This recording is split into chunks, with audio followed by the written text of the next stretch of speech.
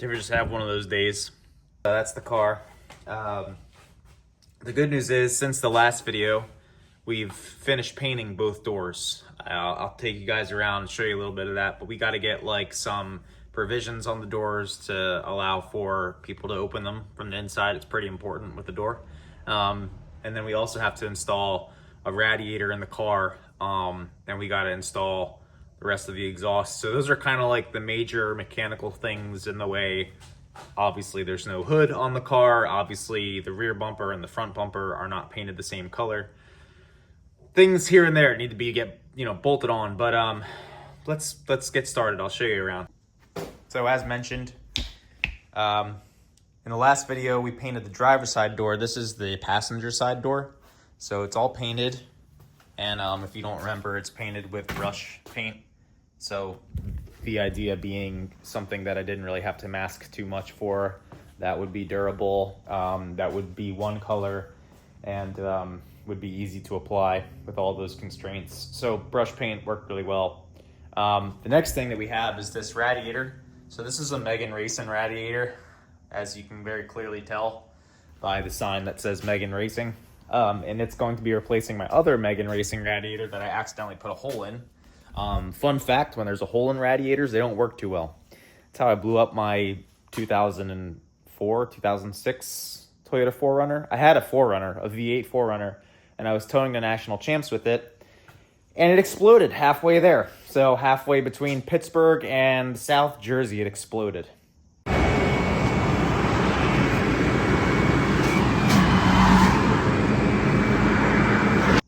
was fun. So I think one DeWalt flap disc, regardless of quality, it's crazy. One flap disc was like $11. $11, okay? And this was $20 for how many of them?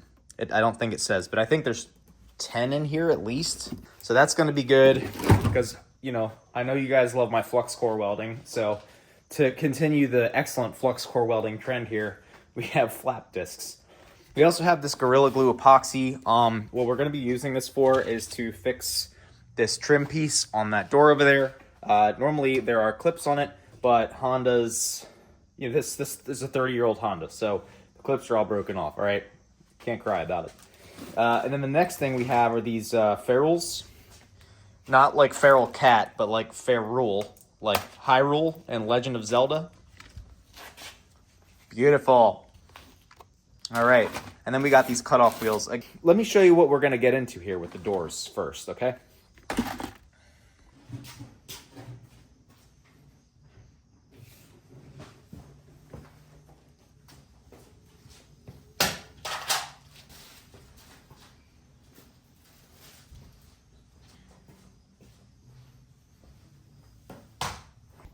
All right, so here's what we got going on here. Door is on the ground. We have a swage tool. So that swage tool is going to be used to clamp these ferrules onto the steel braided wire. And the steel braided wire will latch to, a part of the door that unlocks it, and it will latch to a stationary part of the door. So the driver or passenger can just yank on the cable. It's going to be strung across the length of the door, and that'll allow you to get out of the car, as opposed to trying to, use the OEM door handle up there like I used to do. So yeah, let's get started. Prior project. Then it was time for welding. Next I made some shock pins, which I had entirely too much fun building. I used my DeWalt lathe to taper the ends down, and then I 3D printed some knobs to screw onto the end of the bolts that I cut down. After a quick spray bomb job, it was time for wiring and final assembly. I took the DeWalt battery mount that I designed and printed in my last video and wired it up to the electric scissor jack. If you wanted to, you could use the controller that came with the jack to actually ram up and down. But since I'd already dismembered the controller to cut off the power indicator light so that it would drain the battery, I decided to go ahead and order 2 push buttons that I could plug into my control panels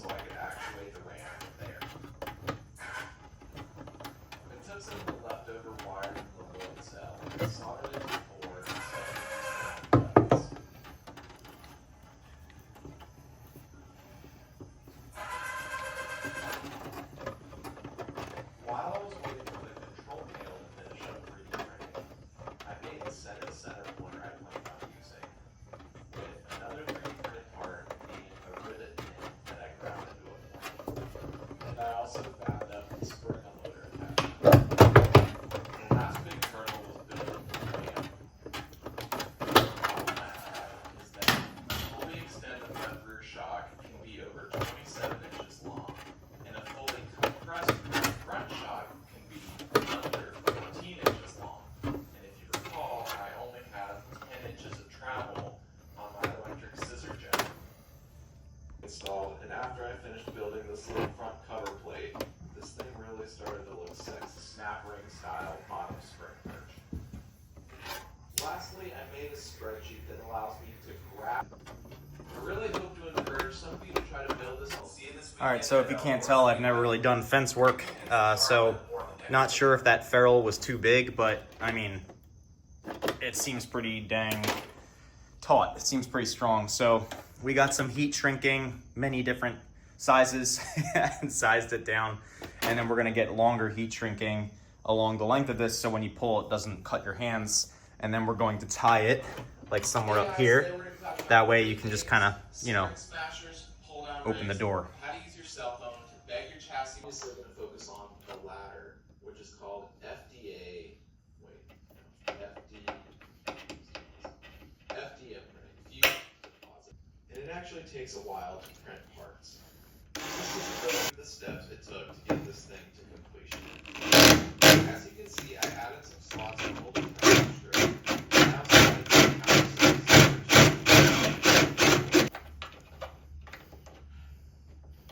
And we're back. A successful print.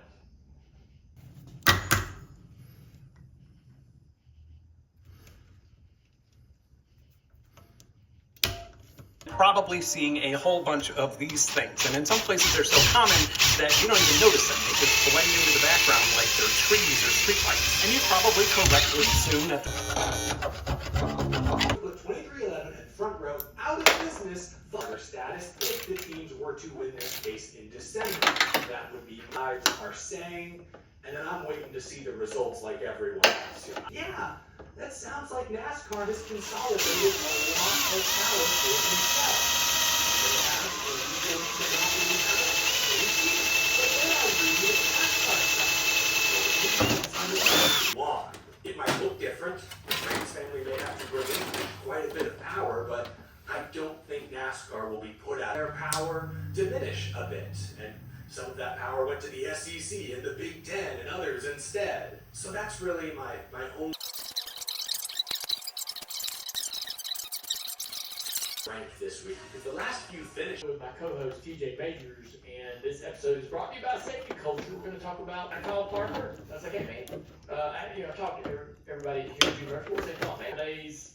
Pretty early, later, yeah. Pretty early, yeah. A couple days after the Glen. Oh, gotcha. I don't know how this is found, but he's got this Cup career, this big thing. I didn't know the announcement was the other day. We don't.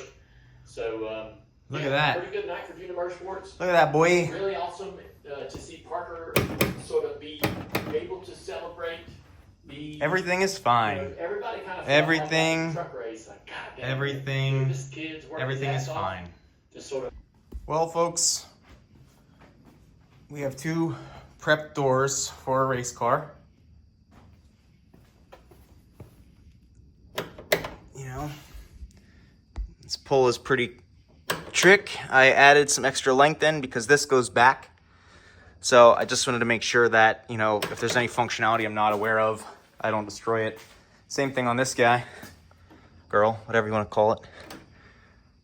All right, so yeah, I'm pretty stoked on that.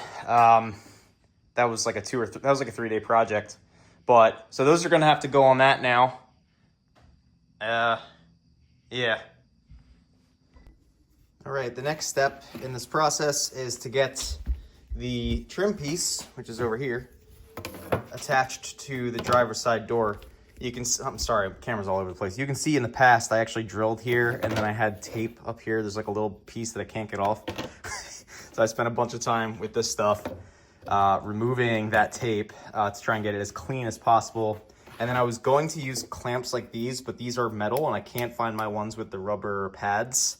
And they're also really strong. So I don't want to damage this, so I'm going to use masking tape instead. So let's see how that works out. And I'm sorry I'm moving around, guys, but Oh, it's one person here. One man band. Everything I do. Everything I do. Take this epoxy that we just mixed up, and we're just gonna glob it on here.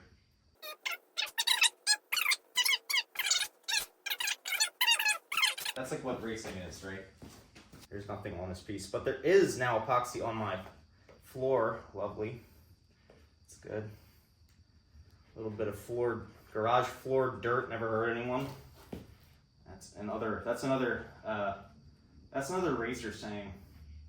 And the racer that said that is me. Okay, one more time. Emptied basically a whole tube of epoxy on here.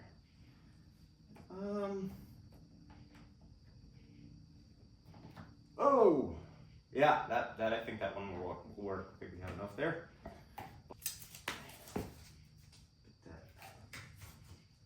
Get that nice and tight here.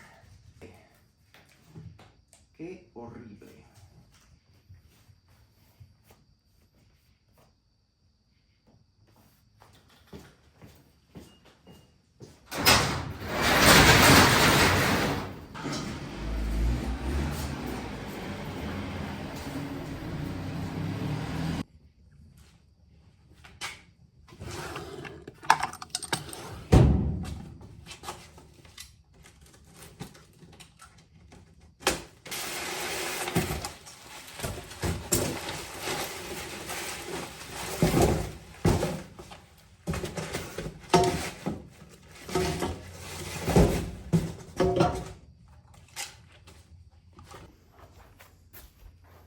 Well, that's it's a little bit depressing. Now why is that depressing? Well, one, the cigar is going in the ashtray because it fell apart. That's the first reason. Second reason is this oh, gimbal's having a seizure. Oh, gimbal does not like that angle. So, as you can see, this brand new radiator is much thinner than this old B series one. That's no bueno. More thinner means more uncooler. Less thicker means less cooler. So this is a 2-core. I thought that was a 3-core, and it probably is. Well, that sucks. All right, so we are in Martin's garage now. Martin is a new member of the channel. He's never been here. How do you pronounce your last name? That is way too big for a radiator. Wow. It's got to have good flow. It looks like a pool noodle. Yeah, so as I left off in the last video, that new radiator is weak sauce, and this old one is not weak sauce, but it's got a freaking hole in it. So we got some aluminum brazing rod, and we're gonna braze that hole, and then Martin knows how to TIG weld. I don't. But I do know how to cut stuff off of other things, so we're gonna cut that off, move it over there, and just K-series things, K-swap things. What do you think, Martin? Yeah, let's give it the old college try. Clean up the aluminum. College is for nerds. Make it work. I still think college is for nerds. When people don't laugh at your jokes, you just have to repeat them. All right. And You can't stainless. recharge them, that's the problem, though. Yeah, I know. They're hex shank. You can't put them in like a drill doctor. Can you sharp with the? Is it easier with the hex shank? No, the drill doctor requires a round shank. Oh, these are round. These were round. Oh, okay, yeah. Yeah. Because it puts that like curve on these two. Yeah, Does the drill doctor actually work? Do you have one? I do. I have one. Yeah. The wall's not that big. Okay. I'll take it from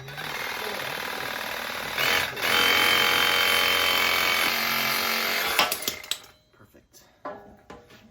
All right, we found our metal that we're going to be blocking this off with. Martin says that this is aluminum. Are you sure it's aluminum? It's heavy. Yeah. I mean, yeah. Well, that's what we have. So we cut off. This tool is sick, by the way. I need to get one of these. Just got that. Yeah. This thing is crazy. So I bought an air saw to do like light, thin, delicate metal cuts, and then my compressor's at work, so I don't have a compressor. So now I have a battery. powered air saw. Yeah, dude, this thing is sick. It's like a body saw almost. Yeah. You know what I mean? So this is what I had before. Drop right? Oh yeah. And this is cool, but not as cool as. Well, that is literally a body saw. Yeah. Yeah. Okay. All right, so I don't know if I got cut off when I was talking last time, but I'm going to film it again anyway. Okay. So we cut this off with that sweet little saw John right there, and then we got to just put it here. So we're going to try and make it as straight as possible, but we got to get like a hole saw or like a stepper bit and drill through there.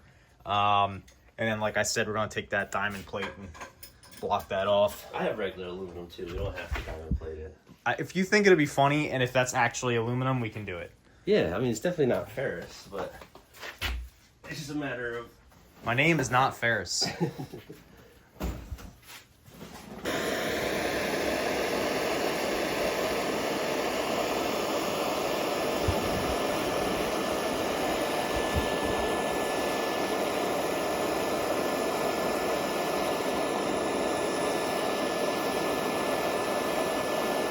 Yeah, see, it's burning holes through the aluminum.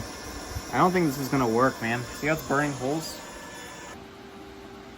Yeah, so we cut this fins out. I'm really not sure that this is gonna work, but Martin seems to think he can make it work, so we'll give it a shot. And then we're gonna need to plug this up and move this hole over. So we'll see. I mean, worst case scenario, I guess I just keep that 2-row. Yeah. 2-row kind of cool enough. Yeah.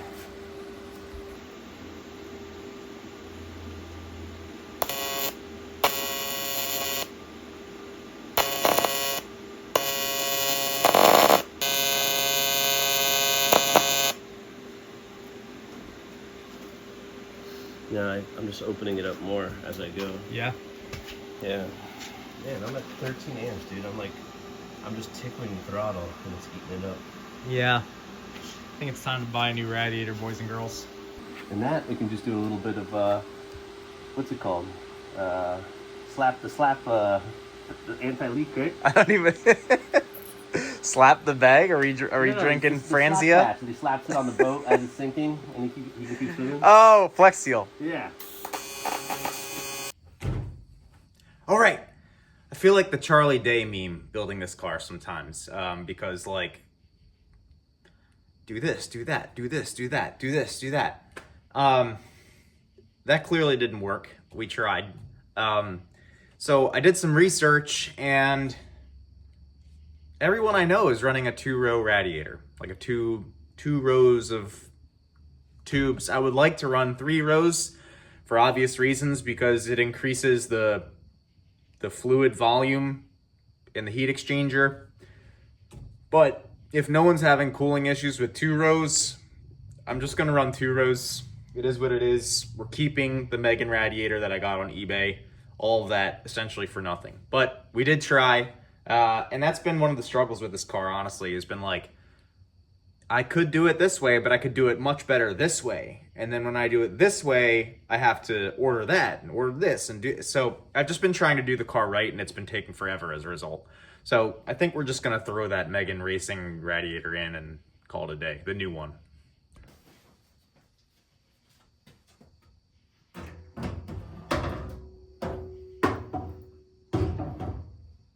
Right, so I'm thinking that I'll get the bottom mounts in first, and then go from there.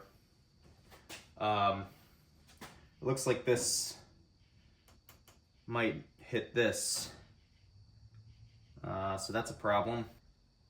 So I'm not really sure. I'm not sure what I want to do here. It does look like it's got, if we move it over here, we could, you know, it's going to be closer. I don't know. This is not going too well, guys. This is not, I'm not having a lot of luck here. I'm about to just buy a K-swap radiator at this point, because this is a pain in the ass. I gotta think about this. So at this point, I very clearly gave up on the radiator and decided to just put doors on the car. At least I knew the doors would fit, I think. This process was honestly really cumbersome. It was a lot of like mounting the door up, figuring out why it wouldn't open, realizing that the lock was engaged, unlocking it, bolting the hinges on, opening the door, realizing it wouldn't shut when I went to shut it again, loosening the hinges, moving the door. It was just, yeah. And I had to do this on 2 sides of the car. And then once I got the door on the car, it was not really more or less smooth sailing, but, you know, putting the mirrors on was easy at least. Part of the difficulty of this was trying to put the fender back on. But in order to put the fender back on, you had to get the door open wide enough so that you could get to some of the bolts that lay behind the fender. Well, if there's a wall next to the car, then you can't really do that, can you? So I had to jack the car up and move it over as much as possible, scratched up some paint getting the fender on, played with the panel gaps, and then I finally got it together, but it took forever. Okay, well, I apologize for the battery dying and stuff. That was a pain, but she's got some shiners, man. She's got some pretty little eyes right there. Black-eyed girl. Black-eyed peas. Black eye from a fight. Black rings around your eyes like a raccoon. All right, we're done here. Yeah, so the battery died. I'm sorry about that, but we got it all lined up pretty well. I mean, this is an aftermarket door. This is a panel that I glued on, so the gaps are not going to be perfect. But I mean, for a race car, that's pretty dang good, right? The fender gaps are okay, right, on this side. And the other side, the fender gaps are not really quite where I'd like them to be. But it is a race car. It is a race car, and we will be dooring people. That's what all this is, except that's not really like fun dooring. That's like getting hit by someone dooring. This door also opens and closes pretty well. The car is supported from the middle of the chassis. When you jack up the front, the doors don't close as well. So there is some flex. I mean, it is still an old car regardless of all the reinforcing we did up front. But I want to get in and show you guys how it looks. All right. So that door is red, which is cool because it was like gray. It was like the primer underneath of this OEM pinkish red paint. So that's red now, which is cool. This is also red. The driver door came out really good, man. I'm pretty happy with this, but check it out. Okay.